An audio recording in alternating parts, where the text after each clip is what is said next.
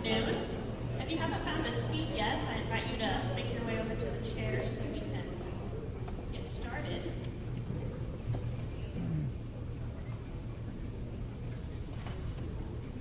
Buenas tardes, por favor, tenemos disponible interpretación al español. Si hay alguien que necesite, por favor, acérquese a la mesa y vamos a darle el equipo para hacer la interpretación simultánea. Gracias.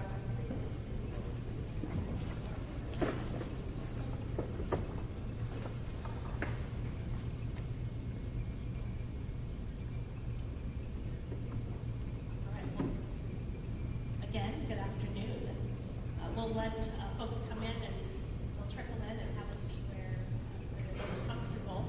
But I want to go ahead and get us kicked off. It's not quite 1:20 this afternoon, and we want to make the best use of your time and give you plenty of time and space to have conversation today. So my name is Raquel Thiessen, and I am joined this afternoon by a couple of my colleagues, Sean Rojas, Donna Wright. I know they're in here somewhere. I see Sean waving. I see Donna waving back there on the bleachers.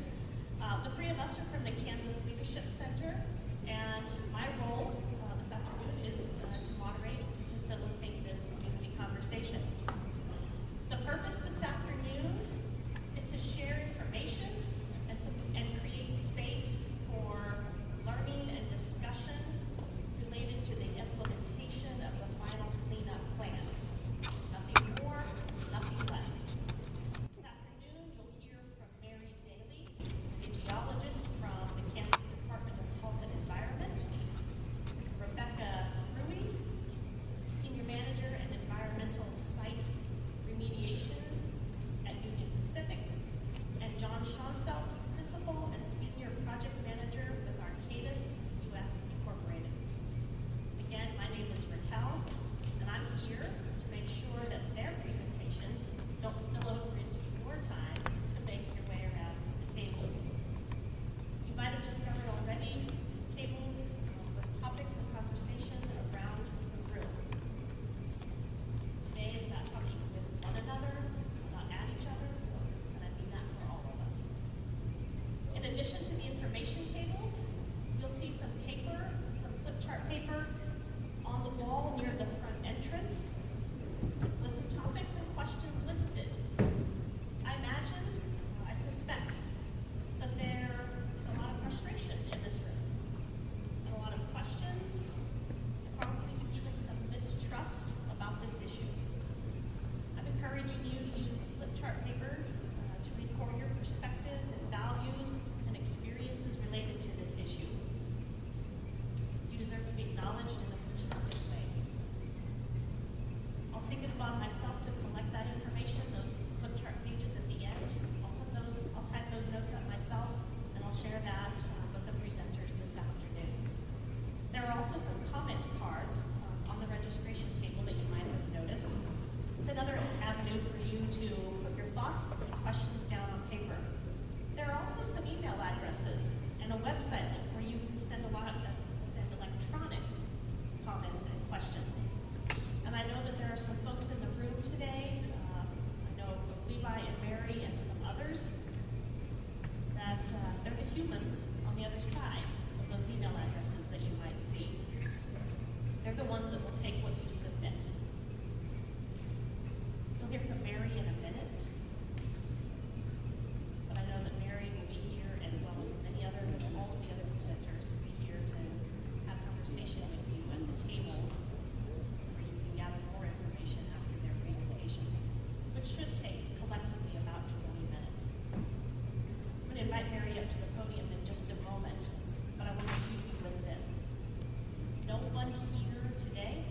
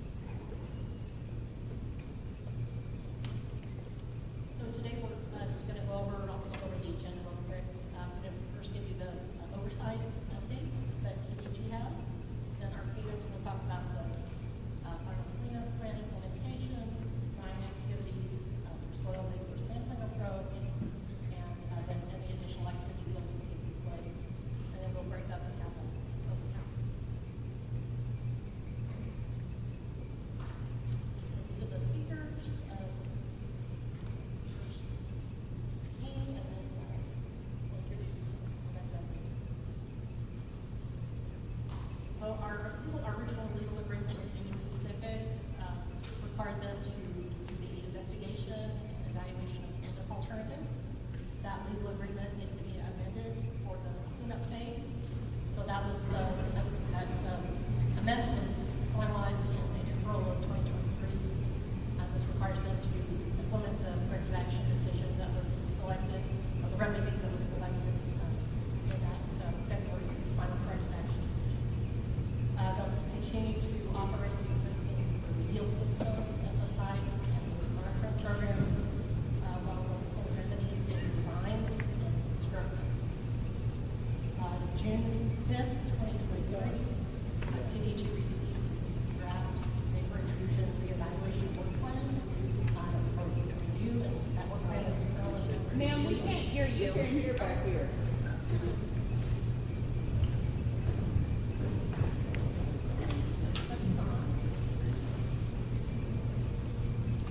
We just can't hear very well back here.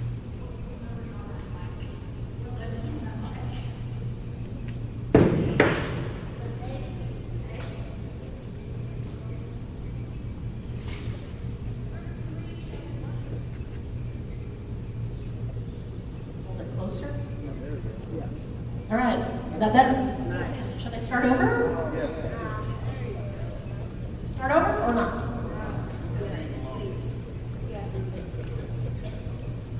Thanks, Lacey. So the legal agreement was amended in April of 2023. Union Pacific will continue to operate those existing remedial systems, and they'll continue the monitoring program for the site while they're designing and constructing the full remedy.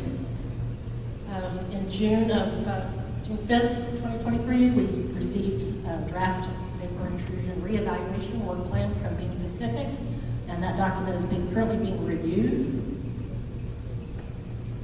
On June 21st, we received a financial assurance package from Union Pacific. This requires them to guarantee that they have the funds to implement the remedy and operate it. The amount was the amount that was identified in the corrective action decision of about $14 million. June 22nd, we got their remedial design draft work plan for review. That is also under review. And then in August, they'll submit what we call a soil management plan that is specific for the spill site has the instructions on how to handle things if any invasive activities are done on the rail yard property where the spill occurred. And then August 25th, they'll also submit an application for environmental use control that identifies restrictions on use of the property where the spill occurred. So we wouldn't want any residential use right there where the spill happened. Restricts various restrictions on the use of that property to protect the health of the workers. And as this process goes forward, we're going to continue to make information and documents available at the administrative record file locations. The first one's there at the local library on 21st Street, Angelou Branch. And then our offices at KDHE and Topeka, people can look at the files there if they need to. And then we also have the KDHE webpage, and people can also find information at our Identified Sites List webpage. So all of those are resources. And I'm going to introduce Becky Rui from Union Pacific.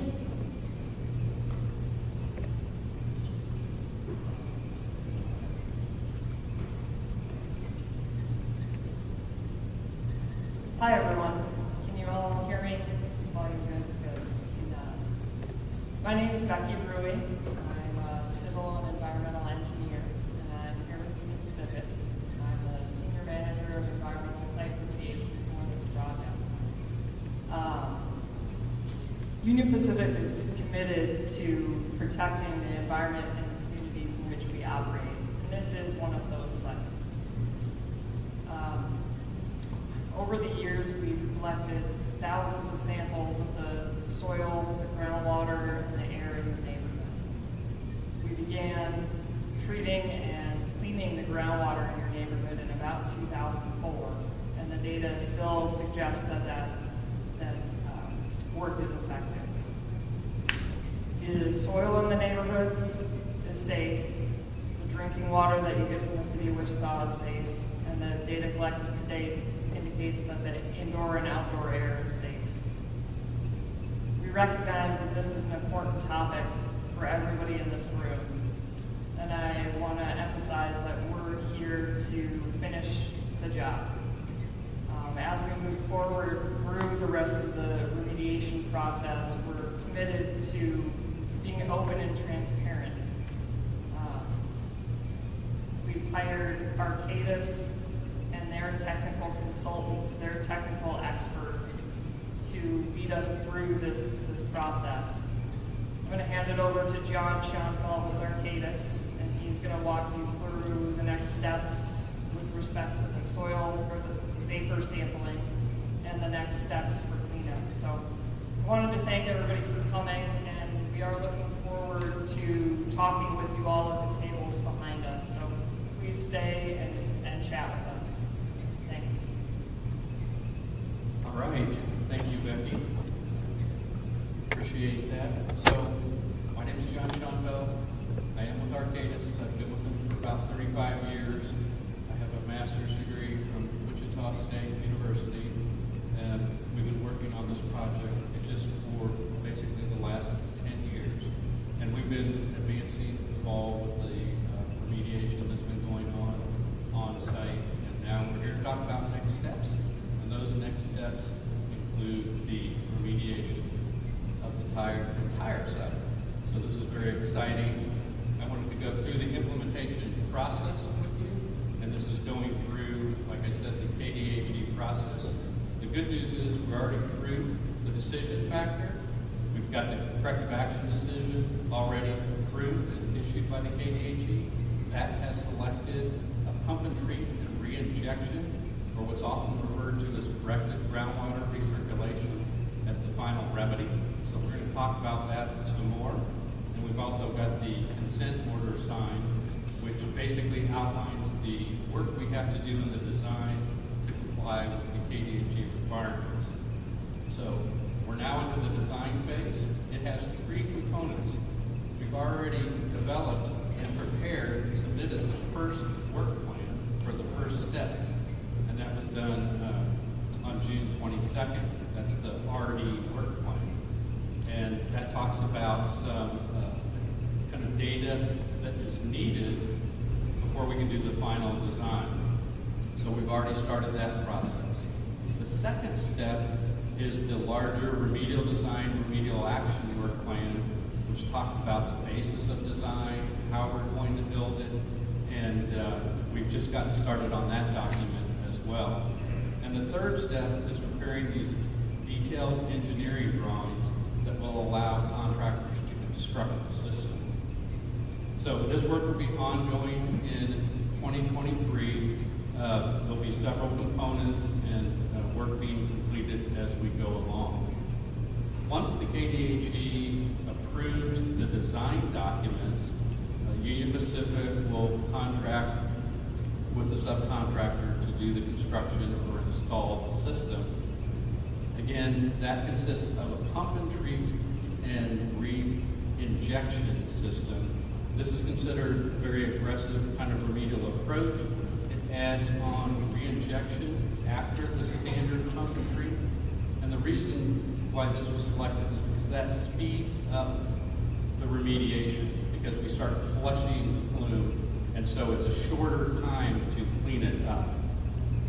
This does consist of extraction wells, injection wells, underground piping, and treatment buildings. So we'll be working with the city as well as the community on this. The system is comprised of 5 separate areas called transects, and they each have extraction wells, injection wells, and treatment buildings. This is important because there's 5 separate treatment areas or buildings, so we don't have to wait till all the construction is completed before we can start turning on the system. we can construct the first area and then flip the switch and get it operational and start cleaning up groundwater. We would not be able to do this if we had a centralized treatment system. So again, this is one of the advantages and why this makes it kind of an aggressive approach. Once the construction is completed, we go into the operation phase. This is very important. We're operating these systems similar to like we've been doing since 2009, the Murdoch system. It'll capture groundwater, clean it up, and then re-inject it into the aquifer. There's a lot of work that needs to be done while we're operating the system. We're measuring performance to make sure it's working, making any modifications that it needs to be to make sure it's efficient. And then those systems will operate until the cleanup goal for TCE is achieved. The modeling suggested that the average cleanup time may be about 10 years. Some of them may go shorter, and some of them may go longer, because each system can be operated independently.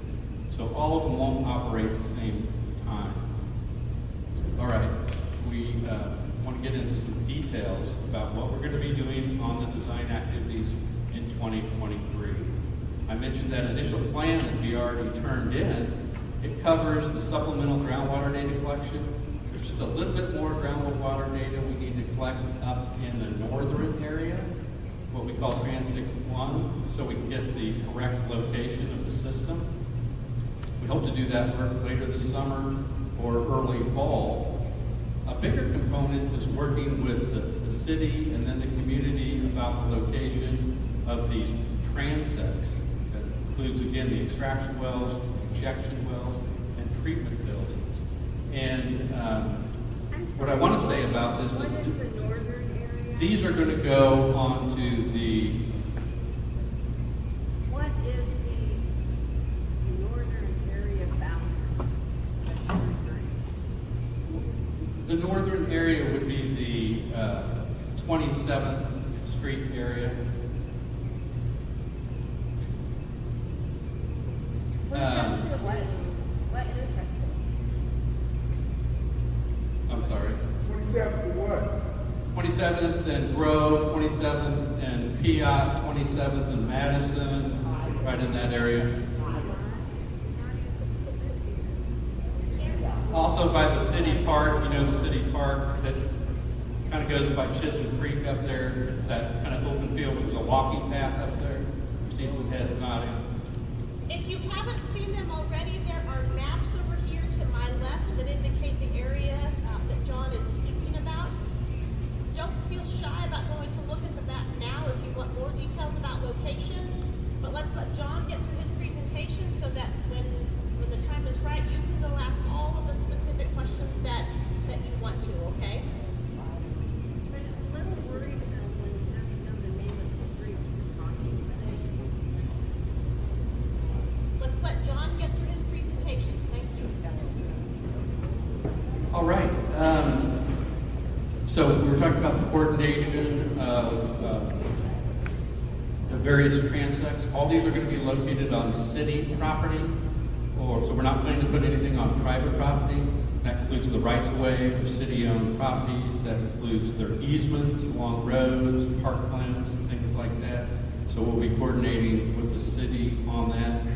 Relative to the treatment buildings, they're going to be the only above-ground structures that anyone's going to see. Everything else is buried underground. The wells are underground, the piping's underground. So there's no big visual thing to see once the system's installed, except the treatment buildings.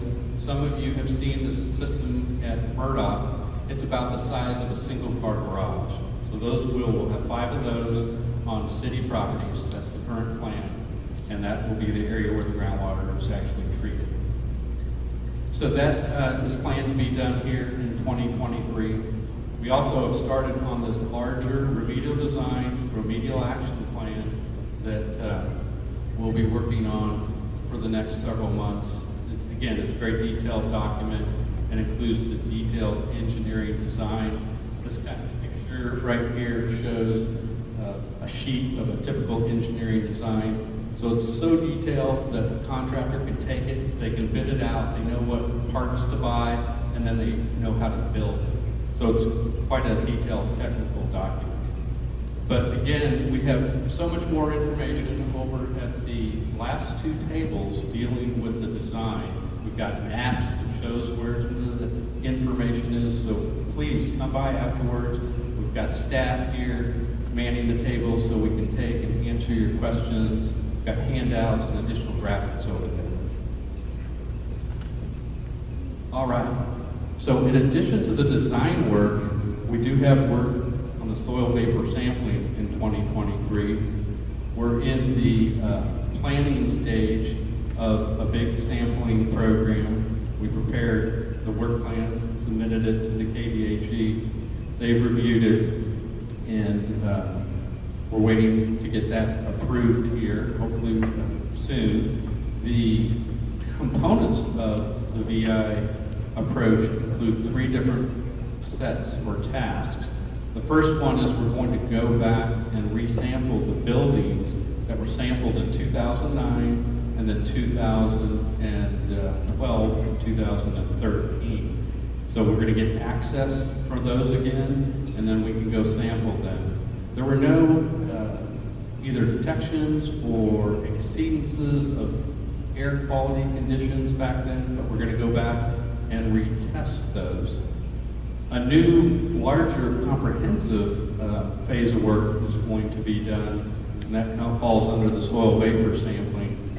We've got 4 transects along selected streets that will be the near homes, daycares, nursing homes, and other schools that we're going to install soil borings like soil vapor. There's also going to be a row right down the center, maybe near Madison, that runs the length of the plume. We're going to collect soil vapor samples and test them. If there's an issue being caused by the TCE and groundwater, you find it in the soil vapor first before it can continue to migrate up. So this is a standard approach with EPA and KDHE. So there's a lot more sampling proposed in this. KDHE and the state even have a level that you compare the soil vapor data with to determine whether there's a potential for a soil vapor issue. So all that data will be compared to those levels, sent to the state, and then there'll be a determination if there's any, if everything's below it, or if there's an area that indicates there is a potential, there would be additional work by trying to collect subslab samples and indoor air samples. So that's all built into the work plan that's being currently reviewed by the KDHE. Vapor samplings can be complex, and so what we've tried to do, you know, there's no magic wand or anything that you can walk around and measure low levels of TCE accurately. So it has to be done with certain specialized equipment.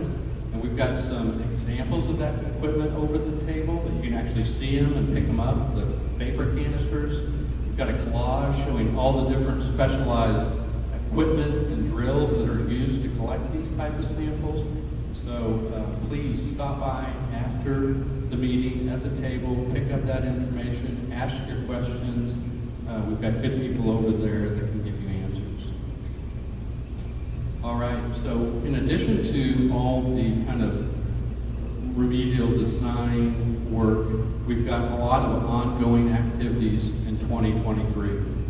A lot of these activities occur every year, and so I wanted to go over them because some of them are very important. We're doing additional bioremediation work up at the source area, which is in the rail yard. We started that work in 2023 and then have been doing annual injections since 2018. This has made a tremendous amount of progress in increasing the amount of TCE in the source area. And there is a graph over here that the KDHE brought that shows, you know, the progress up at the source area. Please stop by that table, take a look at it, and have a KDHE representative describe that to you.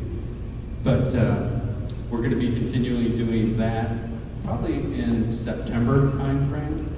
We're also going to do a little bit of soil removal up at the source area too. All the surrounding soil area was removed many, many years ago, but there was a concrete pad that had some structures on it. So we're going to dig up that concrete pad and remove the upper 3 feet of soil. That'll happen again in 2023 as well. We're going to revisit the surface water sampling at Chisholm Creek. And this is a current photograph of Chisholm Creek. And you're kind of looking back at the National Guard Readiness Center. You can see those buildings in the background. That gives you a little bit of perspective where it was taken. This was just taken probably 4 weeks ago. There's been quite a bit of sampling at Chisholm Creek. And it really hasn't shown much at all. The last 2 sampling events were non-detect. Some sampling events before that had some very low levels. But we're going to go back and resample that and see what the conditions are now that there's been a lot of remediation nearby that area, the source area. We do some groundwater monitoring. We do that 4 times a year, so we've already done it twice this year. That's very important because it gives us the data to show that the remediation work that's been started, many years ago is actually decreasing the plume. Again, you can take a look at that graph over there and you can see that. But it also lets us know if there's any change conditions in the aquifer. That's why the monitoring is important. But that's a lot of work. That's done every year. That's been done for many, many years. And then finally, we're operating the Murdoch treatment system. That takes, effort to keep that system operating, cleaning up the groundwater down along Murdoch Street. That happens every year. So we'll be busy, working on that as well. So you can see there's a lot of activities going on in 2023. A lot of them kind of occur annually, but now we walk through the door and we're, starting to do the remediation in the mid-plume now that we've got the CAD approved. And you can see we have an aggressive schedule, and I've already started with that work. So we really want you to stop by the table so we can talk about it and try to answer any of your questions. So with that, I'll turn it back over. Thank you for your time. Thank you, John. Thank you, Rebecca, Mary. Appreciate your presentation. We have about 75 minutes left in this room this afternoon. We will adjourn. The meeting will close at 3. But in the meantime, you are welcome to make your way around the room to engage in conversation, asking questions of the experts at the tables. Grace Med is here. They weren't a presenter, but they're here to help you talk through and think through what health screening options might be available for you. And then, like I said, there are flip chart pages, the white pages on the walls back there where you can record some of your thoughts. There are plenty of comment cards. There are many ways for you to get your questions and frustrations and comments out on paper today that will all be collected by KDHE, including the papers on the walls. So I appreciate your cooperation this afternoon.